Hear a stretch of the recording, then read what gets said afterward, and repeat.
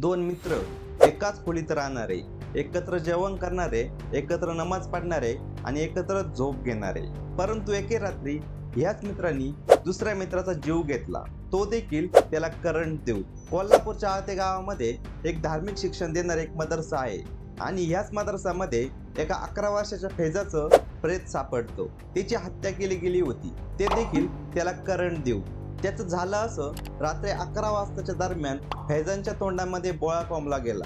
त्याच्या हाताला व पायाला वायर गुंडाळली जाते आणि लाईटीचं स्विच ऑन केलं जातं आणि मग 14 वर्षाचा मुलगा झोपी जातो, तो देखील कायमस्वरूपी.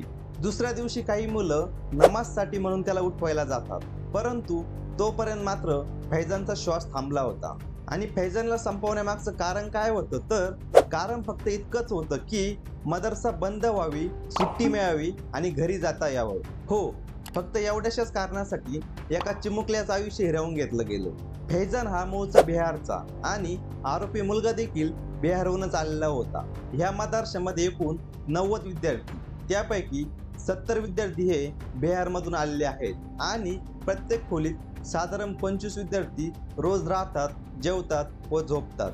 परंतु हे प्रकरण घडत असताना एकाही मुलाच्या लक्षात आलं नाही की असं काहीतरी कृत्य घडत आहे आणि त्याचमुळे संशय निर्माण होतोय की हा प्लॅन फक्त एका मुलाचा होता का, की अजून कुणीतरी त्याच्यामध्ये सामील होतं.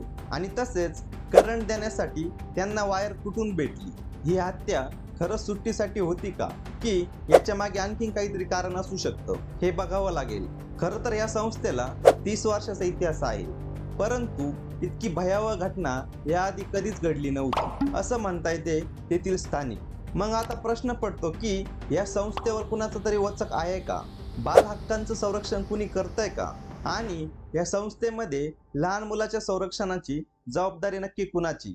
फैजान आता गेलाय, परंतु त्याचा मृत्यू अनेकांना प्रश्न देऊन गेलाय, ज्याचं उत्तर आहे समाज म्हणून सर्वांना शोधावं लागेल. मुलांचं शिक्षण, त्यांची सुरक्षा, त्यांची मनस्थिती याबाबत आपण जागरूक होणार आहोत का, की मग अशी प्रकरणं फक्त बातमी बनवून आपण विसरून जाणार आहोत. मित्रहो, या घटनेबद्दल आपलं मत काय हे खाली कमेंट बॉक्समध्ये लिहून नक्की कळवा.